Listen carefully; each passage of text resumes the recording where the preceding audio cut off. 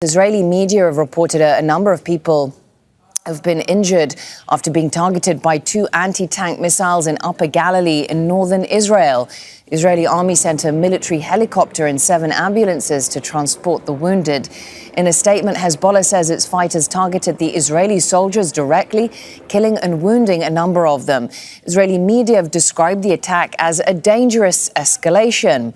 Ali Hashem joins me now on the phone from Tyre in southern Lebanon. Tell us what's been happening in terms of these cross-border exchanges.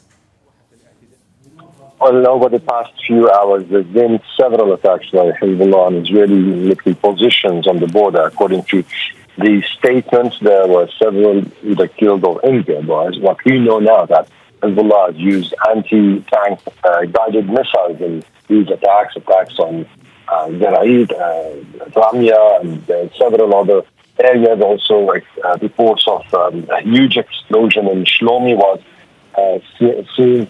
So it seems today the situation on the border is escalating in a way that gets back to the situation before the waves of attacks that we saw the past 48 hours. So yesterday and day before yesterday, things started cooling down on the border, but that was because of the gray zone operations that the Israelis, or what Hezbollah is saying the Israelis were doing by doing the pager attack, and the second day the walkie-talkie attack. So it seems now Hezbollah once again has taken back the initiative and started launching attacks on Israeli military positions on the border. In parallel, there were several Israeli warplane attacks on towns on the border during midnight and after.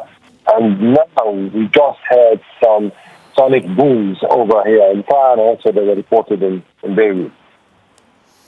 And so, Ali, just to be clear about this, in terms of the geographical scope and the intensity of these cross-border attacks, you said that, is Hezbollah launching attacks on military positions that they have targeted in the past? Does it essentially go back to the situation before the device explosions in Beirut? It's not gone beyond that threshold right now? Well, for the moment, it's just back to what used to be the status quo in the past days. But, in a few hours, the leader of Hezbollah is going to address his supporters. And there are a lot of anticipation and expectations that there might be a sort of escalation.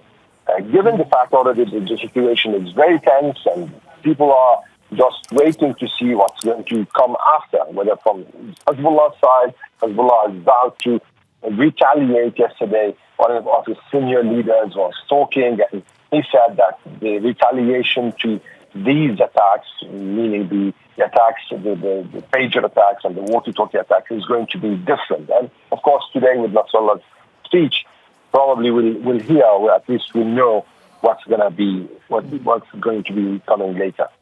From what you're saying, Ali, there is pressure on Hezbollah to produce some sort of response to what has happened. But do you also get a sense that they are conscious of not being provoked into giving the Israelis a context for something more damaging to the country?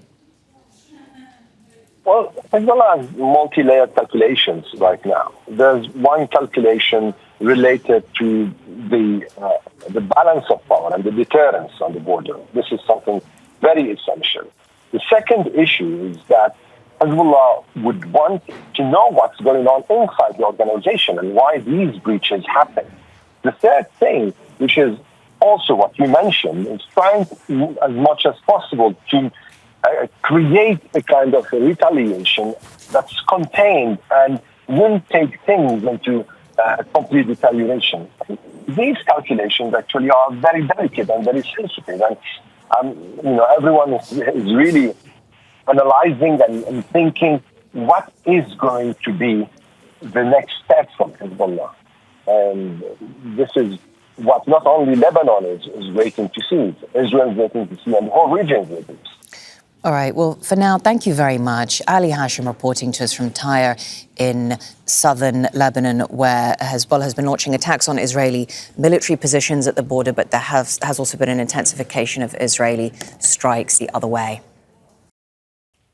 Make sure to subscribe to our channel to get the latest news from Al Jazeera.